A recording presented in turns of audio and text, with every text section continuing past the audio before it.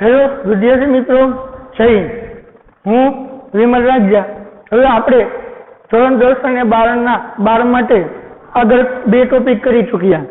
એક તો છે મારું ડાયરેક્ટ એન્ડ ઇનડાયરેક્ટ સ્પીચ, જે આપણે બોર્ડની એક્ઝામની અંદર 10માં 3 માર્ક્સનું અને સ્ટાન્ડર્ડ 12 ની અંદર 4 માર્ક્સનું એક પેસેજીસ પૂછાય છે. જે ટોપિકને આપણે સંપૂર્ણપણે શીખી ચૂક્યા છીએ.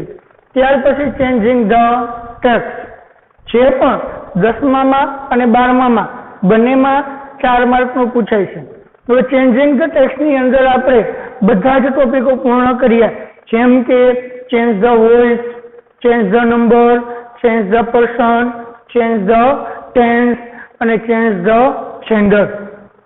એટલે આપણે આપણા કોર્સમાંથી આવતા મુખ્ય 2 ટોપિકને પૂર્ણ કરી ચૂક્યા છીએ. હવે આપણે નવો ટોપિક ચાલુ કરવા માટે જઈ રહ્યા છીએ, કે જે ધોરણ 10 અને 12 બંને માટે મહત્વનો છે, જેને આપણે ખ્યાલ છે કે ફંક્શન વર્ડ. હવે ફંક્શન આપણને એક્ઝામની અંદર 3 રીતે પૂછાય છે. 10માં અને ધોરણ 12 ની અંદર ફંક્શન આપણને 3 રીતે પૂછાય છે. કુલ ધોરણ 10 ની અંદર ફંક્શન આપણને 9 માર્ક્સનું પૂછાય છે. કેટલા માર્ક્સનું? 9 માર્ક્સ. કેના માટે? ધોરણ 10 માટે.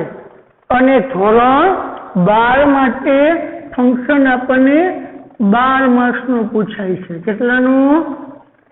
12 માર્ક્સ. અને ધોરણ 10 માટે 9 માર્ક્સ. હવે આપણને જુદી જુદી 3 રીતે ફંક્શન પૂછાય છે. એક તો આઈડેન્ટિફાઈ ફંક્શન, બીજું રિસ્પોન્સ ધ ફંક્શન, અને ત્રીજું એટલે કે કમ્પ્લેટ ધ સેન્ટેન્સ. હવે આઈડેન્ટિફાઈ ફંક્શન આપણને ખબર પડે, કારણ કે આઈડેન્ટિફાઈ ફંક્શન ની અંદર શું હોય છે, તો કે આપણને કોઈ પણ એક સેન્ટેન્સ આપેલું હોય છે ફંક્શન નો યુઝ કરેલું. તો ફંક્શન નો યુઝ કરેલા સેન્ટેન્સ ની અંદર આપણે નીચે 4 પ્રકારના ફંક્શન આપેલા હોય છે. તો એ 4 ફંક્શન માંથી જે આપેલું વાક્ય છે તે કયા ફંક્શન નું છે તે આપણે ઓળખી કાઢવાનું છે. એ આપણે શું કરવાનું છે? ઓળખવાનું છે. તો એટલા માટે એ આપણે વિકલ્પ દ્રષ્ટિએ પણ આપણે પૂછાઈ શકે છે. તો એ 10મા માતા માટે સહેલું પડે, ઈઝી પડે. જ્યારે 12મા ધોરણની અંદર પણ એવું જ હોય છે. ઓબ્જેક્ટિવ નથી હોતું, પણ એમને ઉપર ઓપ્શન આપેલા હોય છે અને આપણને નીચે સેન્ટેન્સ આપેલા હોય છે. રિસ્પોન્સિવ ફંક્શન ની અંદર પણ તો કે એ જ રીતનું હોય છે કે આપણને અડધું વાક્ય આપેલું હોય છે, પછી નીચે આપણને 4 પૂર્ણ કરેલા વાક્યો બનાવેલા હોય છે. એમાંથી જે યોગ્ય ફંક્શન વાળું સાચું વાક્ય શોધી અને આપણે શું કરવાનું હોય છે? ગોતવાનું, શોધવાનું હોય છે. અને નંબર 3 એટલે કે કમ્પ્લીટ ધ સેન્ટેન્સ, જેની અંદર આપણને અડધું હાફ સેન્ટેન્સ આપેલું હોય છે. હવે હાફ સેન્ટેન્સ ને આપણે ફંક્શન નો ઉપયોગ કરી અને પૂર્ણ સેન્ટેન્સ બનાવવાનું હોય છે. તો એમાંથી આપણે પહેલા તો ફંક્શન જ્યારે આપણે પૂર્ણ સેન્ટેન્સ બનાવતા હોઈએ ત્યારે કેટલી બાબતોનું ધ્યાન રાખવું, ખાસે જો. તો કે કેટલી બાબતોનું ધ્યાન રાખવું, તો કે એક તો જે તે ફંક્શન હોય, બરાબર, જે તે ફંક્શન નો ઉપયોગ વાક્યમાં થવો જોઈએ. જે તે ફંક્શન નો શું છે? વાક્યની અંદર ઉપયોગ થવો જોઈએ. એટલે કે આપણને જે ફંક્શન થી વાક્ય બનાવવાનું કીધું છે એ જ ફંક્શન થી વાક્ય બનવું જોઈએ. અને જે તે ફંક્શન છે એ કોઈ ચોક્કસ ગ્રામરના ટોપિક થી વાક્ય બનવું જોઈએ. શું છે? કોઈ પણ ચોક્કસ ગ્રામરના ટોપિક થી જ વાક્ય બનવું જોઈએ. આપણે ફંક્શન ની અંદર વાક્ય પૂર્ણ કરવા જઈએ તો ઘણા પણ આપણે ગ્રામરના ટોપિક થી વાક્યને બનાવી શકીએ, પણ જે બીજા ગ્રામરના ટોપિક થી જો આપણે વાક્ય બનાવશું તો આપણે જે ફંક્શન નો ઉલ્લેખ કરવાનો છે, ફંક્શન જે વ્યક્ત કરવાનું છે એ ફંક્શન વ્યક્ત થશે નહીં. તો જે તે ફંક્શન માટે ચોક્કસ ગ્રામરના ટોપિકો છે તો એ ચોક્કસ ગ્રામરના ટોપિકનો જ ઉપયોગ થવો જોઈએ. નંબર 3, વાક્ય અર્થહીન બનવું જોઈએ. શું કહે છે? વાક્ય અર્થહીન બનવું જોઈએ કે વાક્યની અંદર કોઈ પણ પ્રકારનો યોગ્ય અર્થ નીકળતો હોવો જોઈએ. નંબર 4, કે વાક્યમાં યોગ્ય કાળનો ઉપયોગ થવો જોઈએ. વાક્યની અંદર યોગ્ય કાળનો પણ ઉપયોગ થવો જોઈએ. રેડી? વિદ્યાર્થી મિત્રો, ખાસ આ 4 બાબતને આપણે ધ્યાન રાખશું કમ્પ્લીટ ધ સેન્ટેન્સ જ્યારે કરીએ ત્યારે, કે જે તે ફંક્શનનો આપણને ઉપયોગ કરવાનો કીધો છે એ ફંક્શનનો અર્થ એમાં વ્યક્ત થવો જોઈએ. એ ફંક્શનનો અર્થ વ્યક્ત કરવા માટે આપણે ચોક્કસ ગ્રામરના ટોપિકનો ઉપયોગ કરી અને એ વાક્ય બનાવવું પડે. તો પહેલા આપણે ચોક્કસ ગોતવું પડે કે કયું ફંક્શન છે, તો એ ફંક્શન મુજબ આપણે કયા ગ્રામરના ટોપિકનો ઉપયોગ કરી શકીએ. નંબર 3, કે જે આપણે વાક્ય બનાવીએ છીએ એ વાક્ય અર્થપૂર્ણ બનવું જોઈએ. નંબર 4, કે વાક્યની અંદર યોગ્ય કાળનો ઉપયોગ થવો જોઈએ. આ આપણે માહિતી મેળવી કે જ્યારે ફંક્શનનો ઉપયોગ કરી અને આપણે વાક્ય પૂર્ણ કરીએ ત્યારે કેવી બાબતોનું ધ્યાન રાખવું. હવે જેની અંદર આપણે વાત કરી છે કે આગળ 3 રીતે પૂછાય છે. આપણને કમ્પ્લીટ ધ સેન્ટેન્સ જો આવડી જશે એટલે આઈડેન્ટિફાઈ ફંક્શન અને રિસ્પોન્સ ધ ફંક્શન શીખવાની જરૂર પડશે નહીં. એ તમને આપોઆપ પ્રેક્ટિસથી આવડી જશે. પણ જો કમ્પ્લીટ ધ સેન્ટેન્સ નહીં આવડે તો તમને રિસ્પોન્સ ધ ફંક્શન કે આઈડેન્ટિફાઈ ફંક્શન પણ એમાં મુશ્કેલી આપણે ઉપાડવી, મુશ્કેલી વેઠવી પડશે. તો આપણે ખાસ વિદ્યાર્થી મિત્રો હું તમને કહેવા એટલા માટે માંગુ છું કે કમ્પ્લીટ ધ સેન્ટેન્સની અંદર આપણે ફોકસ કરો, ધ્યાન આપો અને કમ્પ્લીટ ધ સેન્ટેન્સ આપણે એક વખત શીખી જઈશું એટલે બીજા 2 ટોપિક શીખવાની જરૂર પડશે નહીં. આપોઆપ આપણને એ 2 ટોપિક આવડી જશે અને એ બંને ટોપિક શીખવામાં પણ આપણા માટે સરળતા રહેશે. તો હવે ડાયરેક્ટ જ આપણે ફંક્શન ઉપર જઈએ છીએ. બરાબર? એક ફંક્શન આપણે શીખતા જઈએ, છોડતા જઈએ. તો એમાં પહેલું જ એક ફંક્શન છે કે જેને આપણે લઈએ શોવિંગ રિઝલ્ટ. હવે શું કે છે? શોવિંગ રિઝલ્ટ આ ફંક્શન છે એટલે કે પરિણામ દર્શાવ. હવે શોવિંગ રિઝલ્ટ હોય, એક્સપ્રેસિંગ રિઝલ્ટ હોય તો ગમે તે નામ આપ્યું હોય બધું નામ સરખું. હવે પહેલા તો શોવિંગ રિઝલ્ટ, તો શોવિંગ રિઝલ્ટ એટલે શું? બરાબર? શોવિંગ રિઝલ્ટ ફંક્શન ક્યારે વપરાય? તો કે જ્યારે કોઈ પણ વસ્તુ કે ક્રિયાનું પરિણામ દર્શાવવાનું હોય. શું હોય? કોઈ પણ વસ્તુ કે ક્રિયાના પરિણામ દર્શાવવા માટે આપણે આ શોવિંગ રિઝલ્ટ ફંક્શન વપરાય છે. ક્યારે વપરાય છે શોવિંગ રિઝલ્ટ ફંક્શન? કે જ્યારે કોઈ પણ ક્રિયાનું પરિણામ દર્શાવવાનું હોય તે ક્રિયાનું પરિણામ દર્શાવવા માટે આપણે શું વપરાય છે? શોવિંગ ફંક્શન વપરાય છે. હવે આપણે આગળ ચર્ચા થઈ કે ચોક્કસ ફંક્શન માટે, ફંક્શન દર્શાવવા માટે ચોક્કસ પ્રકારના ગ્રામરના ટોપિકનો ઉપયોગ થાય છે. તો આપણે જોઈએ શોવિંગ ફંક્શન જો આપણે દર્શાવવું હોય તો આપણે કયા ગ્રામરના ટોપિકનો ઉપયોગ કરી શકીએ? તો કે એક તો આપણે ટૂટુવાળી વાક્ય રચના છે. ટૂટુવાળી વાક્ય રચનાથી આપણે શોવિંગ ફંક્શન દર્શાવી શકીએ. પછી તો કે સો ધેટ વાળી વાક્ય રચનાથી આપણે દર્શાવી શકીએ. પછી તો કે ઇનફ ટુ થી આપણે દર્શાવી શકીએ. પછી સચ ધેટ થી આપણે પરિણામ દર્શાવી શકીએ. ખાસ કરીને આપણે આ 4 પ્રકારના ફંક્શનથી શું કરી શકીએ? 4 પ્રકારના ગ્રામરના ટોપિકથી સોલ્વિંગ રિઝલ્ટ દર્શાવી શકીએ છીએ. તો તમે આ 4 માંથી સોલ્વિંગ રિઝલ્ટ દર્શાવવા માટે કોઈ પણ ટોપિકનો ઉપયોગ કરી શકો છો. 2 to 3 તમે દર્શાવો તો પણ ચાલે, સોધેટથી દર્શાવો તો પણ ચાલે, ઇનફ ટુ થી દર્શાવો તો પણ ચાલે, અને સચ ધેટથી દર્શાવો તો પણ ચાલે. પણ હા વિદ્યાર્થી મિત્રો, એક વસ્તુ ખાસ યાદ રાખવી કે જો આપણને સેન્ટેન્સની અંદર કોઈ ઉલ્લેખ કરેલો હોય અથવા તો એવું કોઈ ક્લુ આપેલું હોય કે આપણે કીધું હોય કે ભાઈ સેટ ધેટથી જ બનાવો, ટુ ટુ થી જ બનાવો, સોધેટથી જ બનાવો, તો તમે ગ્રામરના એ જે તે ટોપિકથી બનાવી શકો છો. આપણને ટુ ટુ થી બનાવવાનું કે અને સચ ધેટથી આપણે વાક્ય બનાવી તો એ વાક્ય આપણું ખોટું પડી શકે છે. નો ડાઉટ એ સોલ્વિંગ રિઝલ્ટ દર્શાવે છે, પણ તમને ટુ ટુ થી બનાવવાનું કીધું છે તો એટલે તમે એ વાક્યનો તમને માર્ક્સ મળતો નથી.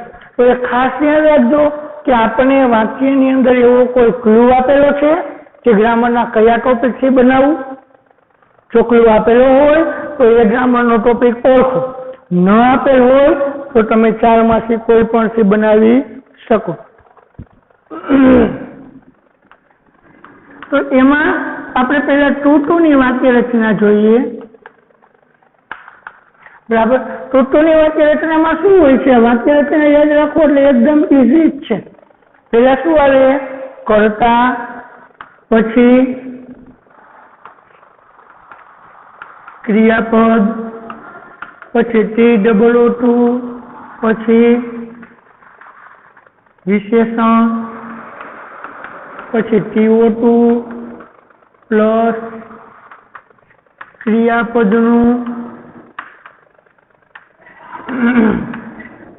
મૂળરૂપ, પછી સંબંધિત શબ્દો. આ છે 2 to વાળી વાક્ય રચનાની વ્યાખ્યા. કે જ્યારે આપણે 2 to વાળું વાક્ય રચના બનાવીએ તો એની વાક્ય રચના છે. 2 to વાળું વાક્ય બને તો આ જ વાક્ય રચના પ્રમાણે આપણે બનાવવું. દાખલા તરીકે આપણે એક વાક્યને બનાવવાનો પ્રયત્ન કરીએ. આપણને આવું આપેલું છે, કૃષ્ણા વોઝ ટુ ... હવે આપણને કાઉન્સમાં એવી સૂચના આપી છે કે સોલ્વિંગ રિઝલ્ટ. હવે આવું વાક્ય આપણને આપેલું છે, દાખલા તરીકે Krishna was too solving result. તો એનો અર્થ શું થયો કે આ વાક્યને તમે સોલ્વિંગ રિઝલ્ટ થી બનાવો. તો વાક્યની અંદર આપણે જોઈએ, પેલા ઓળખીએ કે ભાઈ આપણને કોઈ એવું ચોક્કસ ગ્રામરના ટોપિકથી બનાવવાનું કીધું છે કે કોઈ પણ ગ્રામરના ટોપિકથી આપણે બનાવીશું તો ચાલશે. તો એ વાક્યની અંદરથી આપણે ઓળખીએ કૃષ્ણા વોઝ ટુ, તો આપણે એમાં જોઈ શકીએ કે આપણને શું આપેલું છે? TOO2.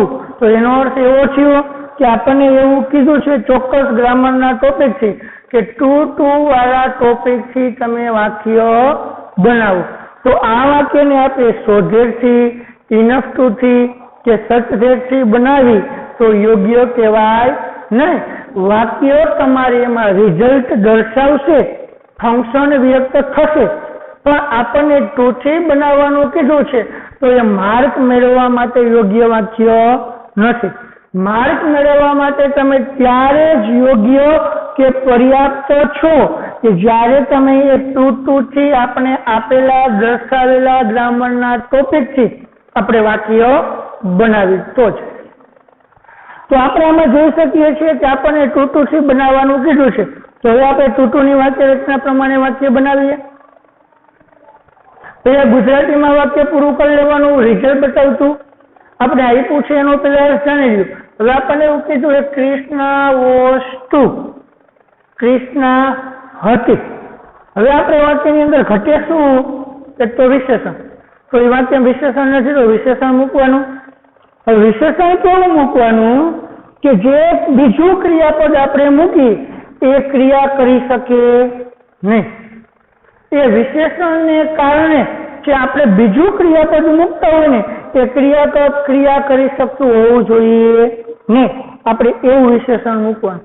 એટલે આપણે એમ કહી શકીએ કે કૃષ્ણા એ ઝડપથી ચાલવા માટે જાડી છે કે નબળી છે. સમજાયું કહેવાનો અર્થ? મેં શું મૂક્યું વિશેષણ? જાડી અથવા નબળી. અથવા તમે એવું કરો કે પેલા વિશેષણ ગોતી લ્યો, કોઈ વિશેષણ મૂકો. હાલો આપણે નથી કહ્યું ભાઈ આપણે નબળી એવું વિશેષણ મૂકવું છે. નબળી વીક. કૃષ્ણા નબળી હતી. કેવી નબળી? તો હવે આપણે શું ગોતવાનું છે? એમાં ક્રિયાપદ મૂકવાનું છે. તો નબળી હોવાના કારણે ન કરી શકતી હોય એવું ક્રિયાપદ મૂકો. નબળી હોવાને કારણે ઝડપથી દોડી શકતી નથી. નબળી હોવાના કારણે પરીક્ષામાં પાસ થઈ શકતી નથી. તો હવે આ વાક્ય આપણે ગુજરાતીમાં બનાવ્યું, એને ક્રમ પ્રમાણે ગોઠવો. તો આપણે એવું ગોઠવી શકીએ, પેલા કર્તા એટલે કૃષ્ણા, હવે ક્રિયાપદ એટલે વોસ, TOO. હવે શું મૂકવાનું થશે? વિશેષણ. તો વિશેષણ આપણે શું લીધું? વીક. પછી TOO. હવે બીજું ક્રિયાપદ. તો આ જે વિશેષણને કારણે ક્રિયા ન કરી શકે એવું આપણે ક્રિયાપદ મૂકો. તો નબળી છે કેટલી? ઝડપથી દોડવા પૂરતી.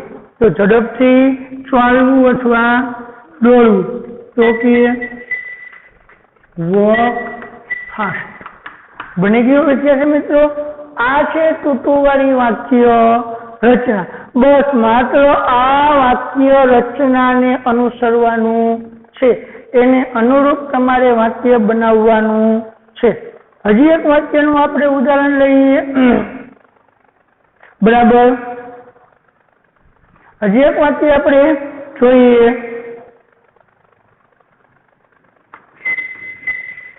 નાની વસ્તુ. હવે નાની વસ્તુ. હવે આ આપણે આપણા 12મા ધોરણની અંદર ચોથા પાઠનું સેન્ટેન્સ છે. હજી આપણે 12મા ધોરણનો ચોથો પાઠ સમજ્યા નથી, એટલે આ સેન્ટેન્સને સમજવામાં થોડીક તકલીફ પડશે, પણ હું તમને એનું વિશ્લેષણ કહી દઉં. આપણે એમ કહીએ કે નાની હતી. કેવી? તો કે ઘરડી. નાની હતી. હવે આપણે એમાં જોઈએ શું? વિશેષણ. તો વિશેષણ આપણે શું મૂકીએ? ઘરડું. વૃદ્ધ.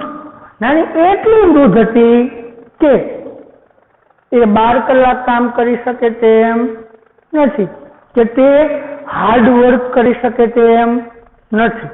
તો Nani was too old two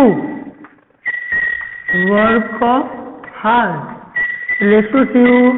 નાની સખત કામ માટે ઘરડી હતી. રેડી વિદ્યાર્થી મિત્રો? આ આપણે વાક્ય રચના શીખ્યા. તેની TOO વાળી. હવે આપણે સોજેટ વાળી વાક્ય રચના શીખીશું. તો સોજેટ વાળી વાક્ય રચના પણ એવી જ રીતનું બની શકશે. આ જ વાક્યને આપણે સોજેટમાં ફેરવીએ. તો પહેલા સોજેટની વાક્ય રચના જોઈએ.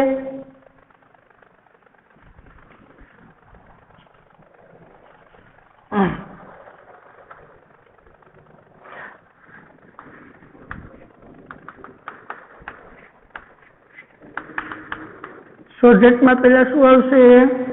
કર્તા પ્લસ ક્રિયાપદ પ્લસ સો પ્લસ વિશેષણ પ્લસ ભેટ પ્લસ બીજો કર્તા પ્લસ કેન અથવા કુડ પ્લસ નોટ પ્લસ ક્રિયાપદ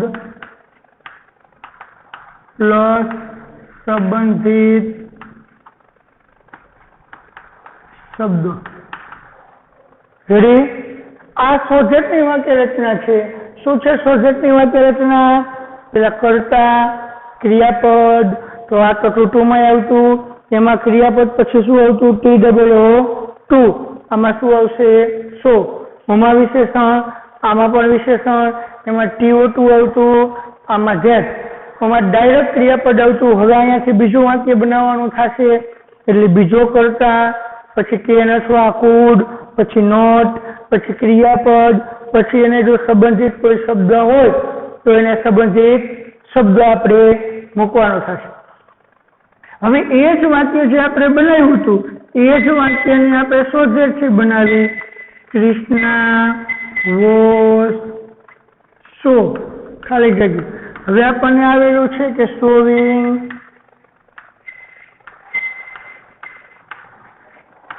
હવે આ રીતનું આપણને વાક્ય આપેલું હોય, કૃષ્ણા વોઝ સો, બરાબર. તો હવે અહીંયા શું થયું? આપણને શું આપેલું છે એટલે આપણે એવું નક્કી થઈ જાય કે આ ગ્રામરના કયા ટોપિકથી બનાવવાનું છે.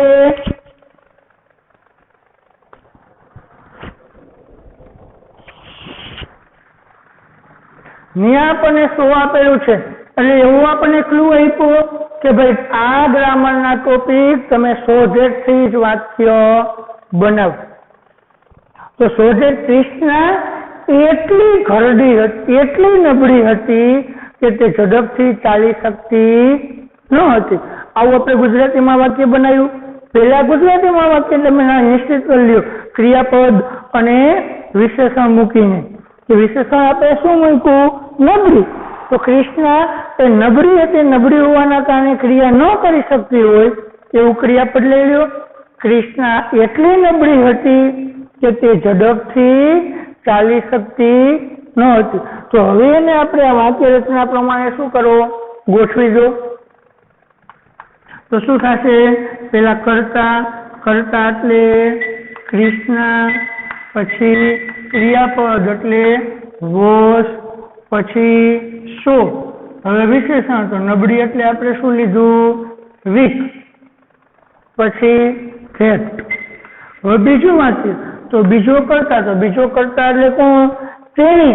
આપણે એવું છું ને તેણી ઝડપથી ચાલી શકતી નથી, તો તેણી એટલે કોણ? કૃષ્ણ. એટલે કૃષ્ણનું સર્વનામ આપણે અહીંયા મૂકી શકીએ સી.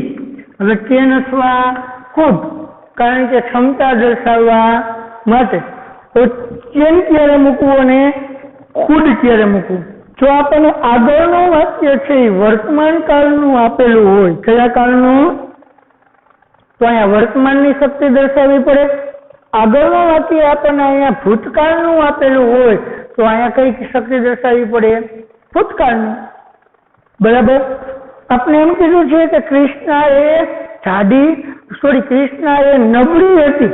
તો નબળી હતી તો ઝડપથી ચાલી શકતી નથી એવું કહી શકાય નહીં, કારણ કે નબળી હતી એવું કીધું છે, અત્યારે છે એવું નથી. તો નબળી ભૂતકાળમાં હતી તો એ ક્રિયા પણ ક્યારે ન કરી શકતી હોય?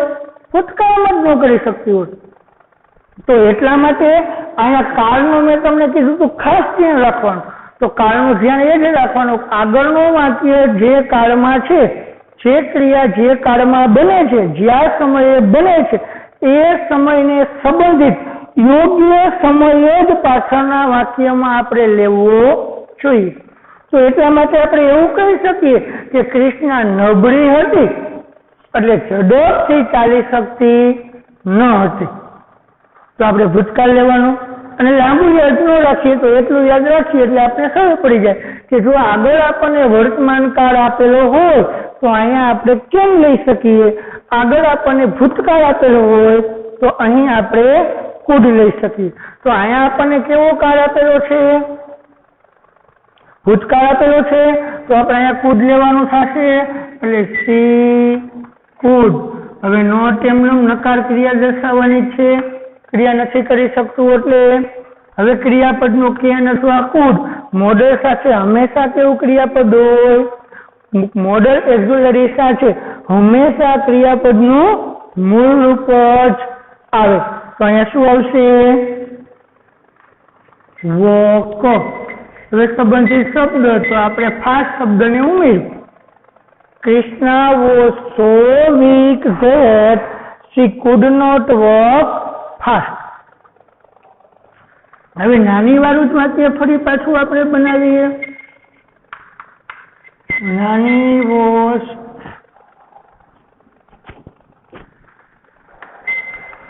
dot dot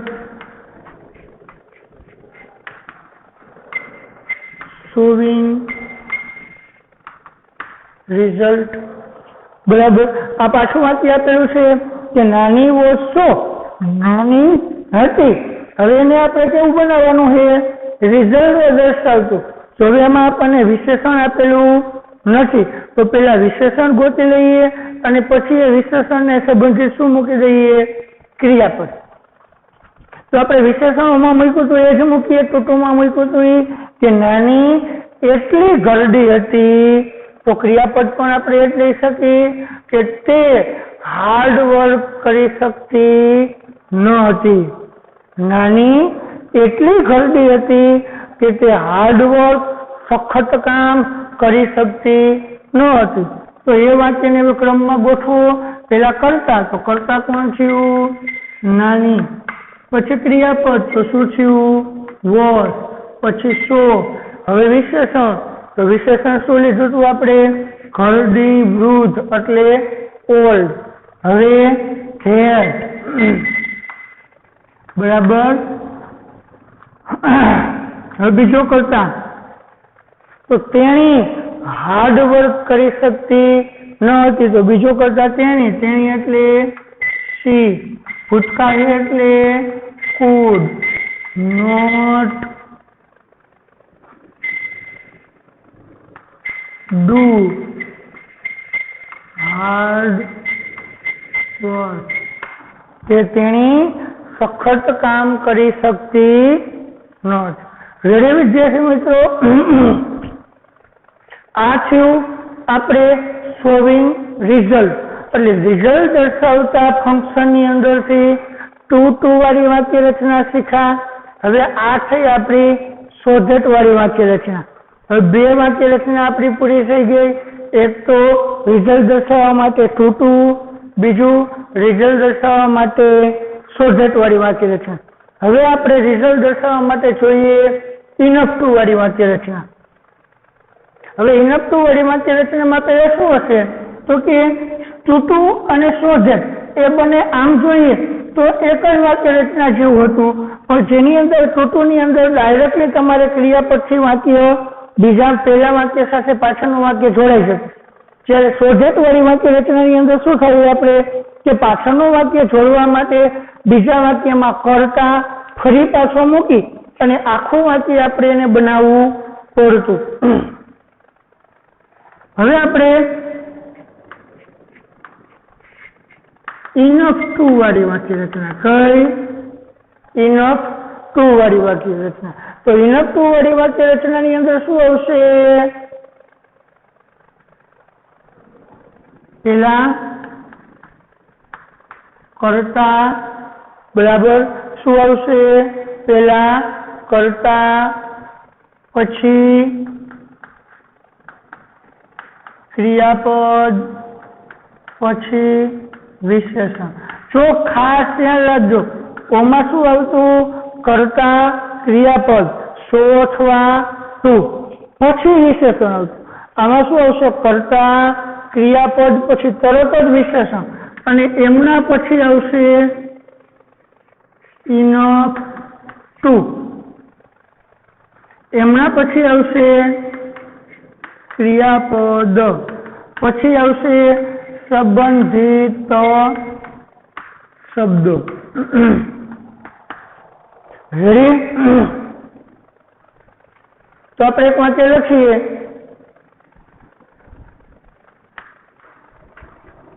His dress is enough to ...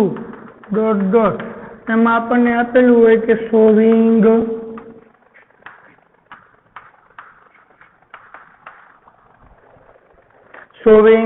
result. હવે આપણને એટલું આપેલું છે this dress is enough to. આ ડ્રેસ એ પૂરતો, ઇનફ એટલે પૂરતો છે. શેના પૂરતો? સહેલાઈથી વેચી શકાય તેવો, કે વેચવા માટે. બરાબર. તો એની અંદર આપણે શું આવશે? એક વિશેષણ મૂકવાનું થશે. તો વિશેષણ તો આપણને આપણને અહીંયા ઇનફ ટુ ની આગળ વિશેષણ ઓલરેડી આપેલું હશે. શું હશે? ઇનફ ટુ ની આગળ વિશેષણ ઓલરેડી આપેલું હશે.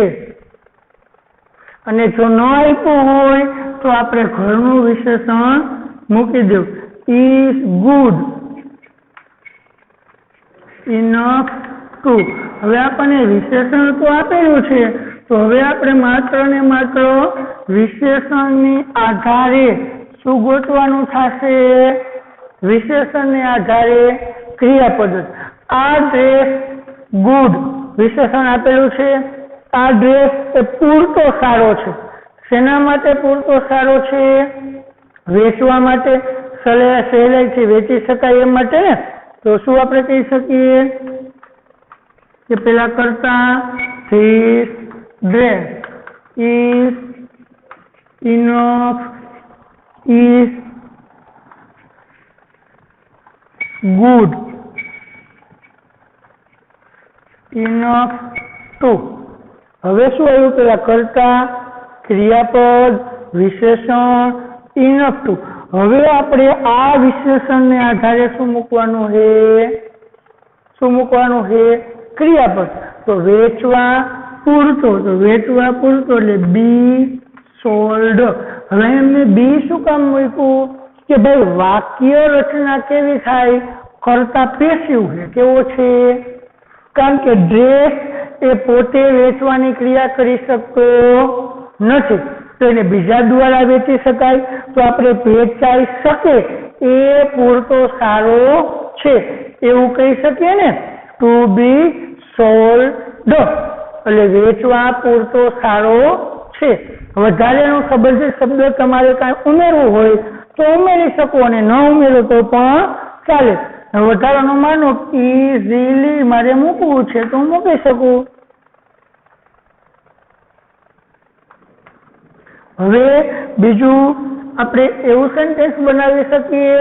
બીજું એક ઉદાહરણ આપણે લઈએ કે Manish is told enough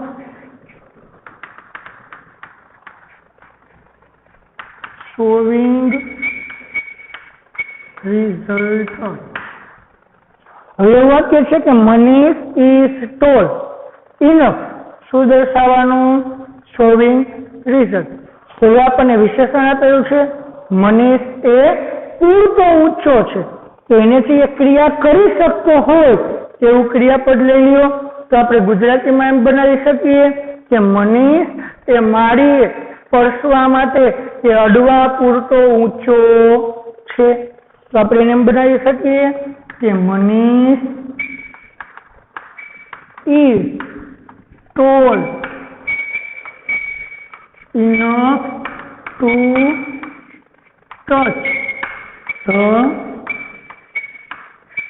self. Ready? તો આ વાક્ય કેવું હતું? એક્ટિવ. એટલે આપણે અહીંયા બી પેસિવ મૂકવાની જરૂર પડી નહીં.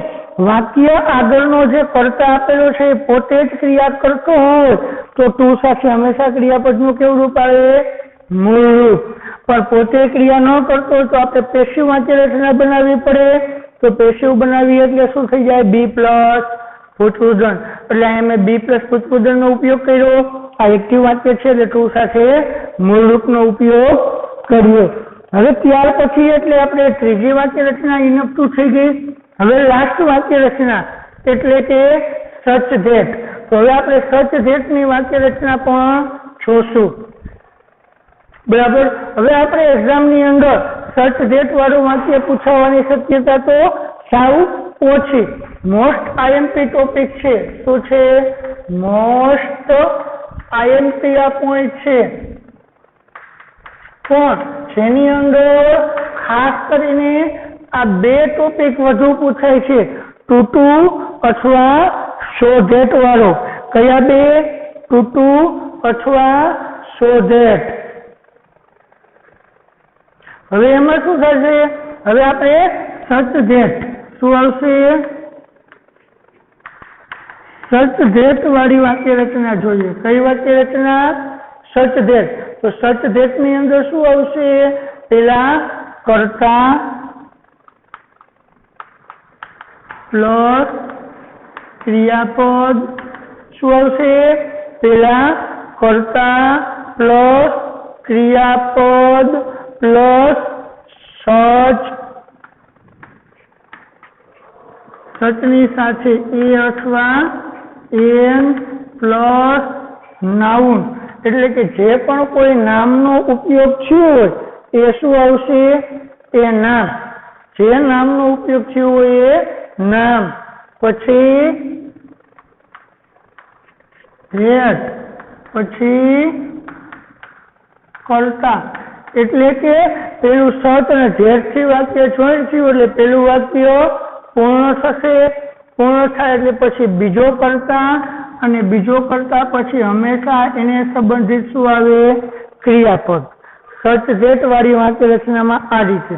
જો એના માટે આપણે જોઈએ કે એક વાક્ય આપણે લઈએ, he brought such, he brought such। હવે આટલું વાક્ય આપણને આપેલું હોય, showing